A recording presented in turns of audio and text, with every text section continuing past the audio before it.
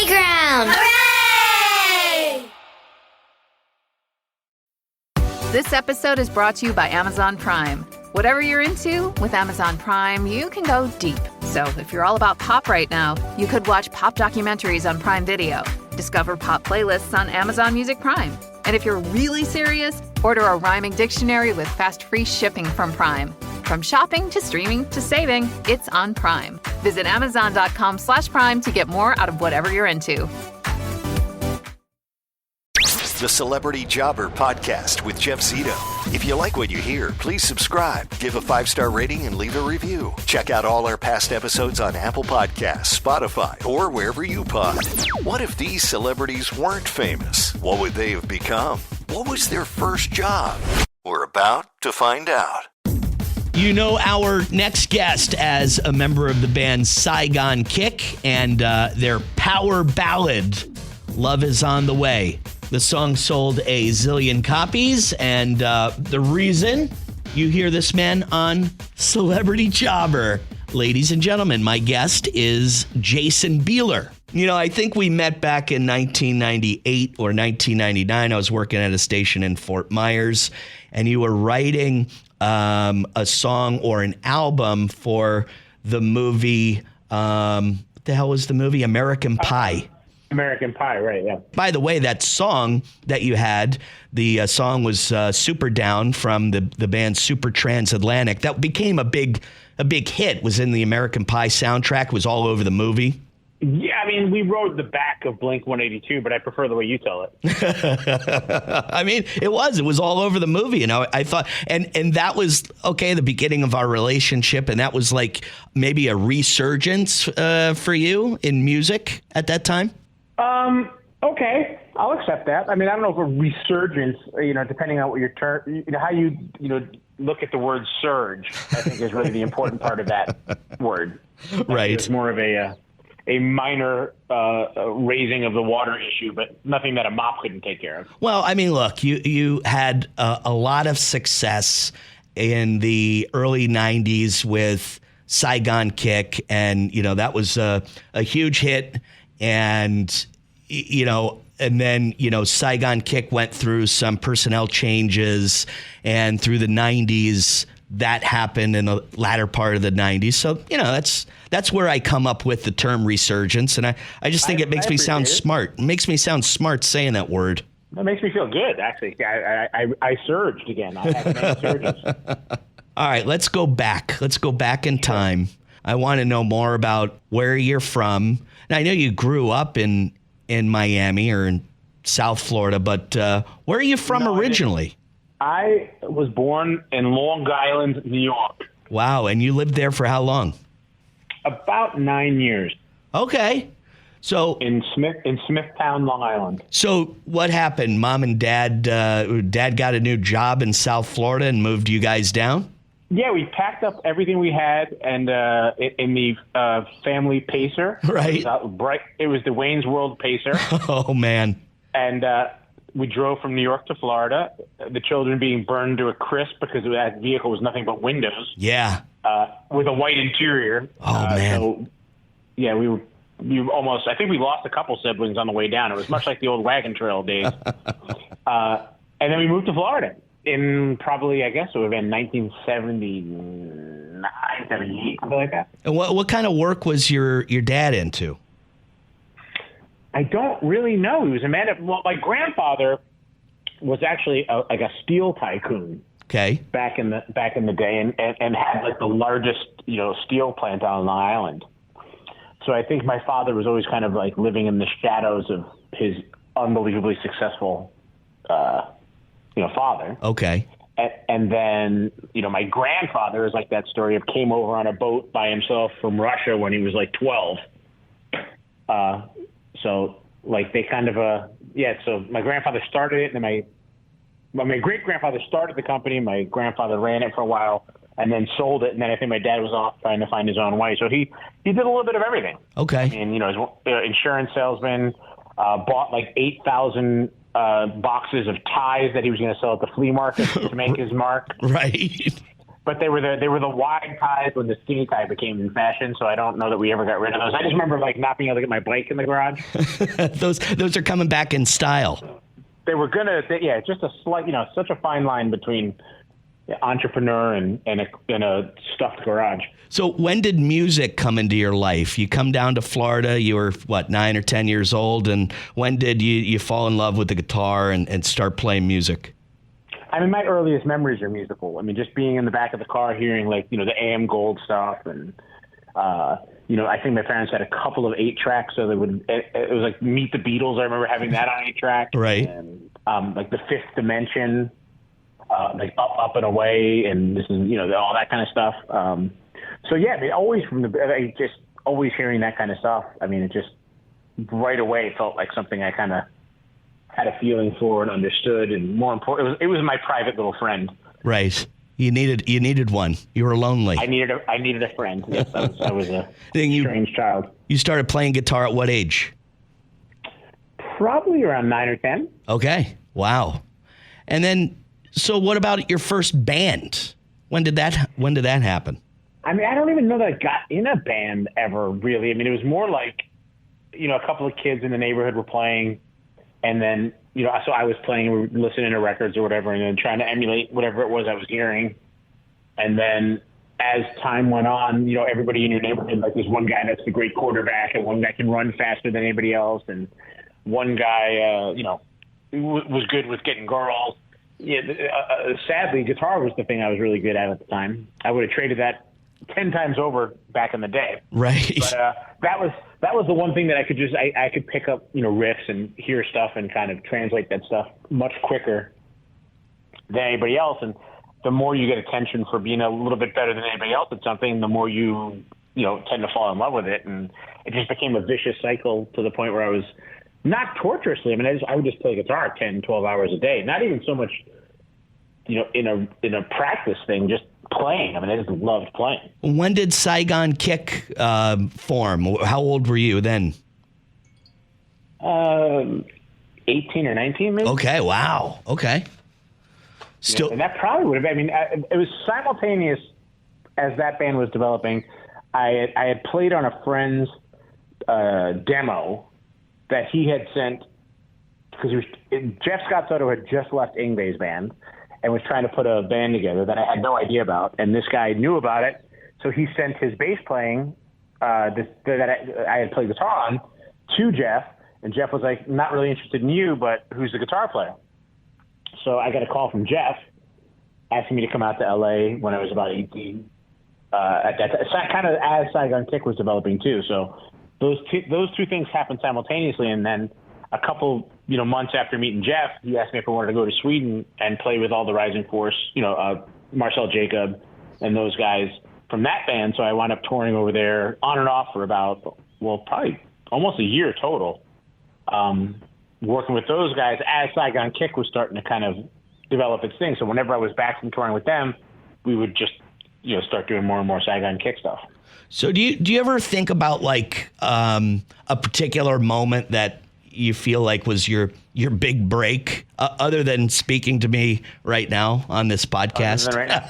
Well, I'm looking forward to that feeling happening. I think I'm only a few months away. I feel like I'm on the cusp of I don't know. I never really. I mean, it sounds dumb, but I couldn't really give a crap less about being a rock star.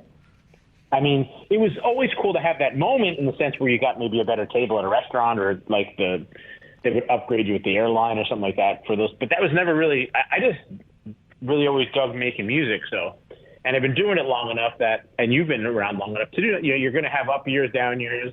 So you better really love making music, because if you just love the moment of having that successful wave, it can be a brutal business. And, we have tons of friends that, have been brutalized by the fact that they're no longer it. Right. And to me, not that I don't care. It's always nicer to be loved, given the two choices. But it's just, to me, like a bonus. It's not something it didn't matter to me. So, but I really remember having a hit, like being like, oh, now we're big, or now we're successful. I mean, it's kind of like, I don't know, I was always looking forward, so I never really felt like we got anywhere. So you never look back on the moment of like, look, The Lizard was an album in, 1992-ish that I, before I even knew you, that was a big album in my collection, and I, loved it. And I remember when I started listening to it, and then Love Is on the Way became a big hit on MTV. I think things changed for you. It seemed like things changed for you pretty much overnight. Maybe getting the good table at the restaurant, maybe just becoming a little bit more familiar with other people that have now seeing you on TV. You don't have to be in South Florida to be recognized. You could be in Wisconsin and somebody knows who you are. Did that happen when Love Is on the Way became a big hit? I don't know. I don't think we were in this weird area of big, but not that big. So like it wasn't, I never had I didn't have any issues with fame, like, the cast of Different Strokes or something. But, I don't mean to say that it wasn't a cool moment, but I think I was so focused and driven at the time that, I can look back now and go, oh, that was really cool. I mean, the big ones for me probably, was when we got to open for Ozzy at the Budokan. Yeah. Because Ozzy was the first concert I ever saw. So like seeing him back in the day on I think it was the Blizzard of Oz tour with, Randy Rhoads and Rudy Zarzo and Tommy Aldridge, and then opening up for him in Japan and becoming friends with Zach. And I remember Zach had me standing like behind his amps and just like really having that Lion King moment of like looking out at the crowd and seeing roughly where I would have been sitting, as a kid. And realizing now, like, the guitar player is my buddy, and like we're playing without. It was just that was a kind of really cool, maybe, like a Lion King moment, of like come full circle. I got goosebumps right now from you telling that story, because I can only imagine, and look, it happens to anybody. I know you're a pretty humble guy, you don't want to talk about being a big star and all this, but this is called celebrity jobber. You got to at least pretend there's some form of celebrity here. But playing. I'm ruining the whole. I'm going to take your podcast. This is what you get for not having me on first. But seriously, that is a moment that do you reflect ever? Do you go back to that moment and just like remember it and just kind of take a jog down memory lane when you're just sitting around, maybe playing a crossword puzzle, have some alone time, and you remember that particular moment? And now you're pressuring me into saying stuff just to make your podcast it's a nice memory. When you force me to think back, I was like, oh, that was a cool thing. There's a lot of little touchstones like that, we played with Faith No More early on. We played with Soundgarden early on. We toured with the Ramones, which was amazing. Yeah. We toured with Cheap Trick, who were heroes of mine as well. So little things like that were really, pretty massive. But generally speaking, I was such a driven, maniacal prick that I was just worried about next and not really probably spending as much time enjoying the moment as I should have. Right. What about before Saigon Kick? What about before music? Like, okay, so your family was in the steel business and had their own, had a big company. And what was your first job? The first job I ever had that I can remember was my family helped me fake my birth certificate. Well, that's good. And I got a job at like 14 or 15 at a company. I don't know if you remember these guys. They're called Richway. Yeah, wasn't it a supermarket? It was like a Target, like an early kind of Target. Okay, yeah, okay. So I remember working there, and I remember really being fantastic at sleight of hand. So when my friends would come to my checkout counter, I was able to look like I was scanning items and just kind of skip the scanner. And then my family caught wind of that, and then they became my best customers. So, they would have like 9 carts full of items, and it would be like a $13 bill. And oh, man. So I quit just before I figured I'd be sentenced to hard time. Okay, so that didn't last very long. Was that one of your only jobs or your only paying jobs outside of music? That was really, that was a little bit of a job. I remember another friend of mine convinced me that I should go to another retail establishment, and he got the job of buffing floors. Oh, wow. And this was but the great thing about it was you'd go out and practice all night and do whatever, and then you'd go there at 3 a.m. and you'd work for a couple of hours, and then you'd be done at 5 or 6, and you're done for the day. I found out that they had a record collection in there and started wearing extremely baggy pants. I was like the poor man's Al Capone. I never got into high level crime, but I did pilfer a few CDs. And then when I figured out this was I was going to be eventually taken down by a SWAT team. Yeah. I left that job after, and I was only there for a couple of weeks. And the only other things I remember is I worked. Phil, the drummer, got me a job on a lawn service, which I despised, and I worked 15 minutes in the Florida heat, and I was faking injuries, and I would literally whip myself in the eye with a branch, and to go, I got to go home, I got to get this looked at. So I lasted about a week total. Wow. For doing that. So yeah, I've never really had a real job other than music, which is pretty amazing. It is pretty amazing. Well, you did have a real job that you owned your own business, and I actually worked for you for a few years, and that was a record label, and that was the record label. I thought that was a strip club by the airport. It was a lot of fun. I mean, we had a lot of fun, and even though you were in South Florida and I was in Southwest Florida, we were a little bit away, but we got some things accomplished. When did you figure out that a record label, because maybe when you're in a band, you kind of get to see how the record label is, I don't want to say screwing you, but it seems like there's a lot of money that comes their way, and it doesn't always flow its way down to the creators of the actual music. Was there something with you that, when you were in when you were in bands and Saigon Kick, and you were like, man, these guys are driving nice cars. They're really, they're making good money at this record label. They didn't write one note of this song. How do I get into that line of work? Was that pretty much what made you want to try to, own a record label? I mean, again, my thought process was that, the band stuff had kind of run its course.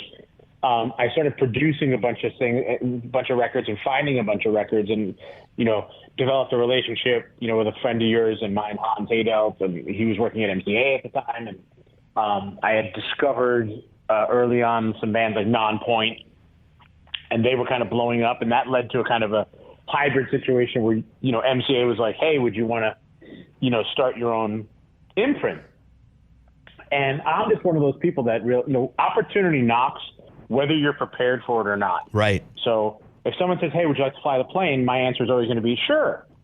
And then I'll start Googling and try to hopefully figure out how not to kill everybody. Right. So as the opportunity was presented to me, I was like, of course I would love to I'd love nothing more than to, run a label and figure that out. So I started,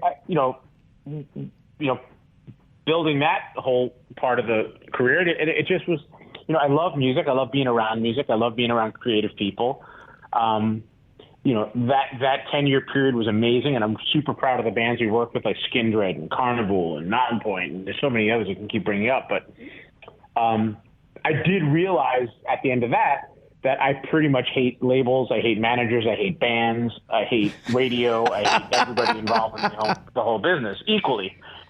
So my thought was, as an artist, I'm going to go into I'm going to correct the record business. And then in the record business, I'm like, my God, artists are idiots. Like, the whole thing is just an insane ecosystem of insanity. But, the record company side of it, they spend a lot of money taking chances to build bands.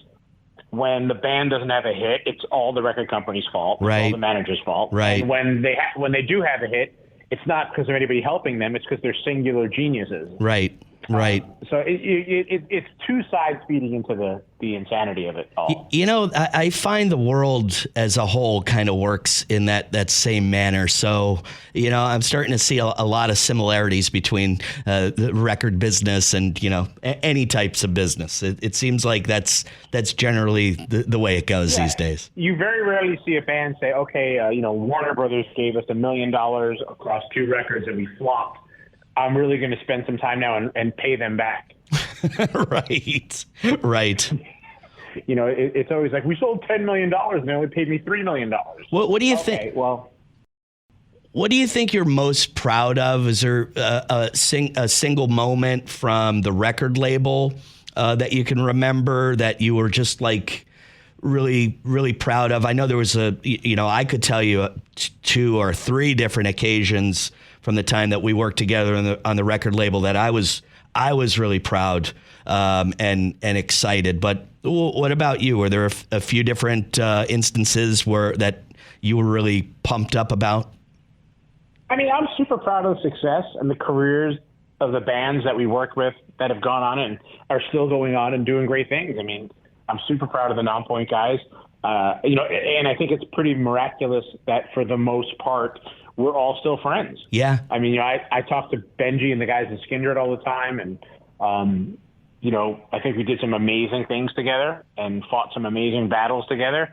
And I think those bands are still out there, and I like to think that in some small part, the work that you did and I did, and my brother did, and, kind of played a part in those guys having some really cool career stuff going on. So, I mean, that's always a satisfying thing. There was Non-Point and Skindred, and they were, favorites of mine, but I can remember a couple instances with one band called Another Black Day that was really, I was really proud of what we did with those guys, and another band that people probably don't know, but you'll definitely know one of the guys in the band, and that band was called Fiction Plane, and then the lead singer was Joe Sumner, who by chance happens to be the son of Sting from The Police. I can tell you that was another great moment in Bieler Brothers records for sure.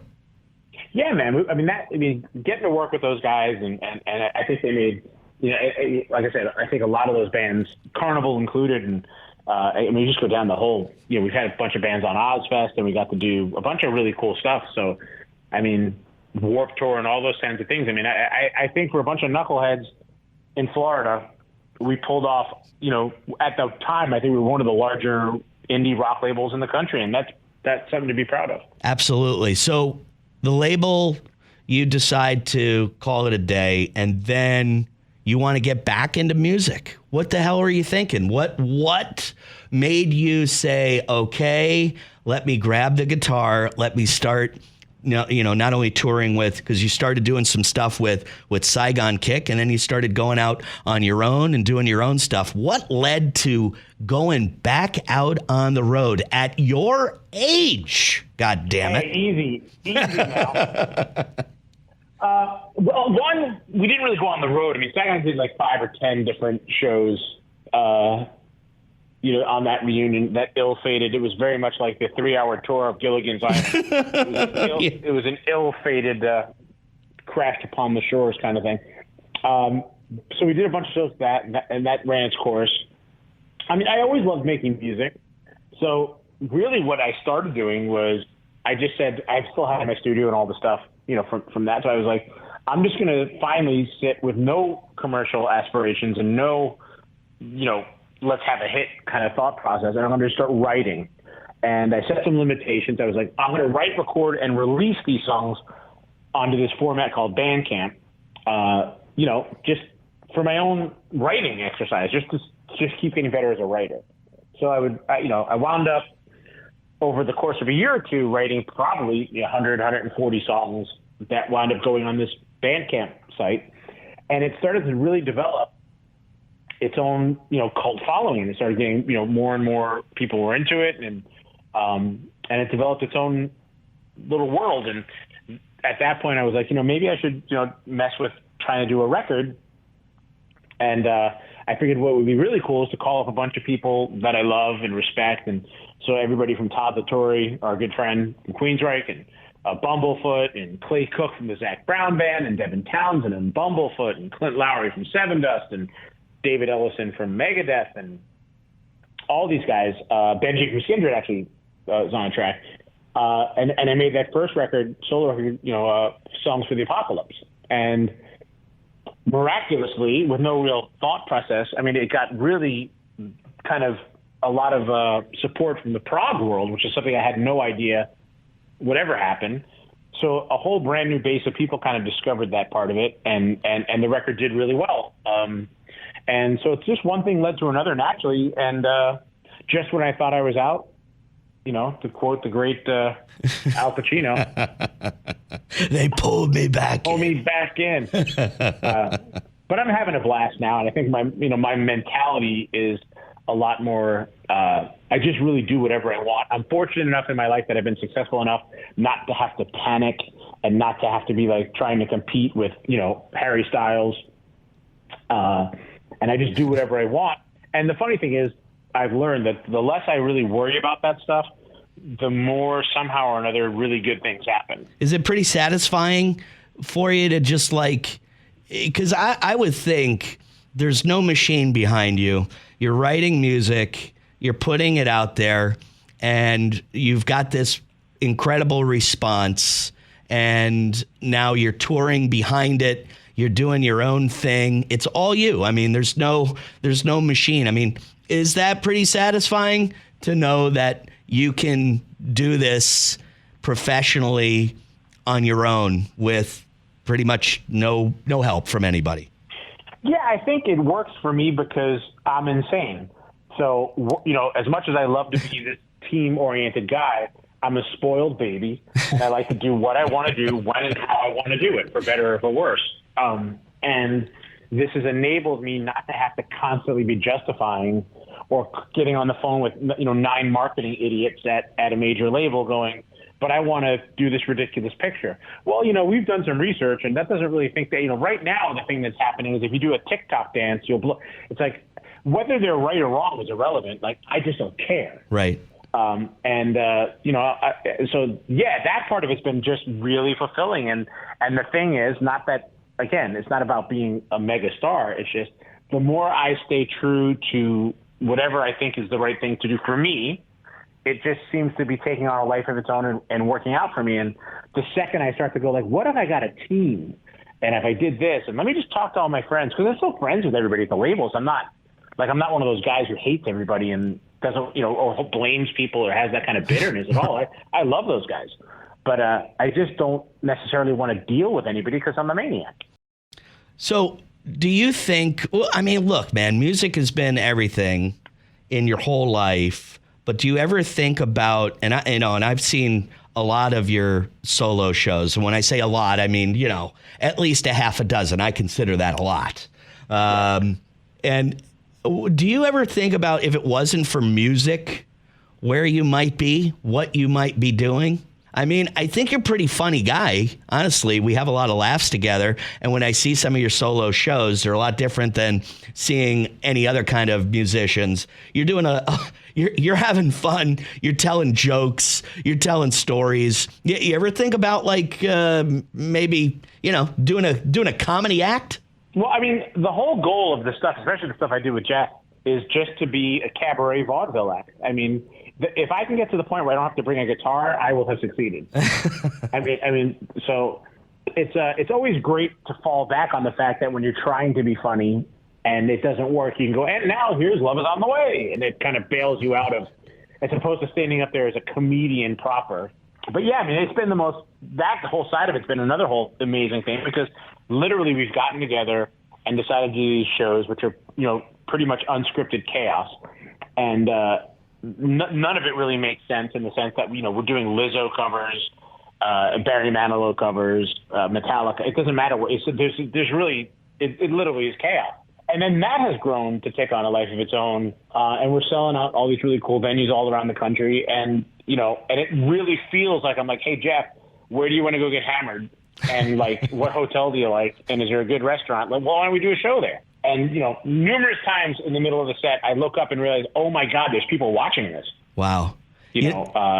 it's great. Some people plan weekends to go somewhere and play golf, and I think this is your golfing weekend. This is what you do. No, I'm like Burns Steakhouse. Let's go to Tampa. Yeah, we'll do it. Man, I tell you what do you think? What do you think if it wasn't for music you'd be doing? Do you ever think about that? Like, what happens if you had carpal tunnel syndrome, you couldn't shred anymore, and this was never a part of your life? What do you think you'd be doing? Yeah, I don't want to say I would be Jeffrey Dahmer, because I wouldn't. But I think some of those, I mean, the music has been such a wonderfully therapeutic way of saying horrible things and writing these really strange things and getting that stuff out, that if that was pent up inside me, I'd be a very dangerous individual on the streets. Well, you're a large man, so there's danger there. I'll come off the top rope with the atomic elbow and really do some damage. Yeah, wrestling, there's that. Tampa, you could always move back to Florida, and there's wrestling schools here. You could probably get into something like that. Maybe some kind of circus act. I mean, I would definitely, I love show business, anything in general. So I would hope to be involved in something like that. But yeah, I mean, I can't even imagine the horrible things that I would have done with my life had I not been distracted by music. Well, we're glad that music, was and is a part of your life, and I appreciate you talking to me, and we got a lot accomplished, I think, here. I mean, we found out your story. We found out that you might be somewhat of a kleptomaniac. Hopefully, you have. Yes. Maybe you have grown up over the years and rehabilitated yourself. You don't realize every little office supply last time I was at the station is missing. That was me. Yeah, I noticed some T-shirts. I definitely noticed the prize closet was bare. I went through and pilfered everything. But a kleptomaniac, I like to think of myself as a more generous. I was a Robin Hood. Right. I was stealing from the man and giving it to the people. Okay. Well, that's good, as long as it wasn't. I guess it was used for good. I mean, I do have to admit that I did keep the Shout at the Devil record, the live Double Ozzy record that I stole, but that was just research for my music career. What's next? What do you got? You got a new record that you're going to put out pretty soon? Yeah, it's coming out April 14th. It's called Postcards from the Asylum, which makes sense after having this conversation. Yes, it does. And I'm real pumped about that. We got a bunch of friends on it, like from Todd Kearns from Slash's band is on it. Ryo Akamoto, who's from this band Spock's Beard, like a legendary prog keyboard player. My buddy Andy Blacksugar, who's Blondie's guitar player and played with Peter Murphy back in the day. Adu Cominato, who's a brilliant drummer from Brazil, who's Jeff Tate's guy. So I've had a bunch of new friends on this one. And yeah, I'm pumped up. It's coming out, and all of a sudden all the reviews are coming in really, really positively. So I'm looking forward to pursuing the rest of the year on that. Well, all the best to you, my friend. It was very nice catching up. We should do this more often. Dude, thanks so much for having me on the show, even though I wasn't first or second or even third or fourth, maybe. I wasn't even fifth. What is this, like 30 now? I'm like the last guy. You're moving on to another podcast. Yeah, this is definitely we're getting up into the high 20s here. Well, congratulations, dude. It's fun seeing that blow up for you. So thank you, man. Another success story. Let me tell you something. Not every musician is a success story. It's a really hard business. Yeah, the big ones, Poison and Motley Crue and Def Leppard. But it's not like that for most musicians. It's kind of a grind. And Jason kind of figured it out. Smart guy, had his, fame with Saigon Kick in the early 90s. And then kind of figured that out. After that band, he wrote a record for a movie, American Pie. Huge movie, obviously. And I don't care what he says about Blink-182. His song is all through that American Pie movie. He goes to do that. He transitions into owning a record label and developing other artists and has success with Nonpoint and Skindred and a bunch of other bands. that I could probably name, but I'm forgetting at this present time. But regardless, figured it out. Now he tours by himself and his friend Jeff Zito, who's from Trans-Siberian Orchestra. And they have a little comedy music show, and it's great, man. It's a lot of fun. It's entertaining. And Jason, kind of calls his own shots now. He wants to go to L.A. this weekend. He'll perform a couple of shows in L.A. He wants to go to Florida this weekend. He'll do the same in Florida. Like, he's figured it out and does very, very well for himself. New album coming out, which you could find out more on jasonbieler.com. That's BIELER.com, all over social media, Twitter, Instagram. He's everywhere. And he's a big fan of Photoshop. So if you're not familiar with Jason, keep that Photoshop thing in the back of your mind, because, you'll figure it out when you see some of his posts. Seems like Jason had a couple of retail jobs, one at Richway and another where he buffed floors in the middle of the night in a lawn service. Seems like he had a bit of the kleptomania maybe as a younger man. I hope this podcast doesn't incriminate him now. I'd feel really guilty about that. But other than music, this is where he's made his money, which I always find as interesting. And I know Jason probably a little modest with his big break, but for sure, the song Love Is On The Way that he wrote, a huge song, and was on the radio, MTV. Those guys blew up in a relatively short amount of time. I would imagine that song was definitely life-changing for him and the band Saigon Kick. So there we have it, another episode of Celebrity Jobber. I thank you for listening. Please subscribe, download, rate, and review wherever you pod. And I'll see you next week. I'm Jeff Zito.